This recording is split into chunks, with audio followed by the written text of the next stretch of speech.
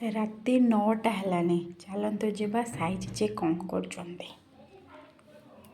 ଦେଖନ୍ତୁ ଆମ ସାଇ ଜେଜେ ଶୀତ ପଡ଼ିଛି ନା, ସେଇଥିପାଇଁ ଆମ ସାଇ ଜେଜେ ଘୋଡ଼େଇ ଘାଡ଼େଇକି କେମିତି ବସନ୍ତି। ବୁଢ଼ା ଲୋକ, ଥଣ୍ଡା ଲାଗୁଛୁ, ବହୁତ ଭଲ ଦେଖାଯାଉନାହାନ୍ତି।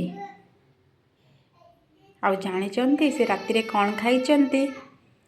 ଶୁଖିଲା ରୁଟି ଆଉ ଆଳୁ ଭଜା।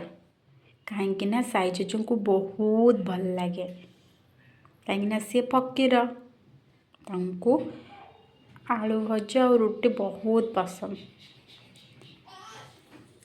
ଆଉ ଆପଣମାନେ ଦେଖିବେ ସେ ଖାଇସାରିଲା ପରେ ତାଙ୍କ ପାଇଁ ରଖାଯାଇଛି। ଦେଖନ୍ତୁ ଘଟିରେ ପାଣି ଆଉ ଗ୍ଲାସ୍ ରଖାଯାଇଛି, କାହିଁକିନା ବୁଢ଼ା ଲୋକ, କେତେବେଳେ ବି ତାଙ୍କୁ ସୁସ୍ଥ ଲାଗିବ, ସେଇଥିପାଇଁ। ସାଇ ଜେଜେ ରାତିରେ ଆପଣଙ୍କୁ ଡିଷ୍ଟର୍ବ କଲି, ସେଇଥିପାଇଁ ସରି।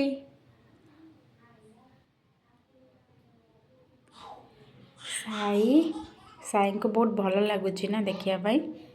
ଦେଖନ୍ତୁ ସାଇଙ୍କ ମୁହଁ କେତେ ସୁନ୍ଦର, ଆଉ ସବୁବେଳେ ହସିଲା ମୁହଁ, ସବୁବେଳେ ଯେମିତି ହସୁଛନ୍ତି।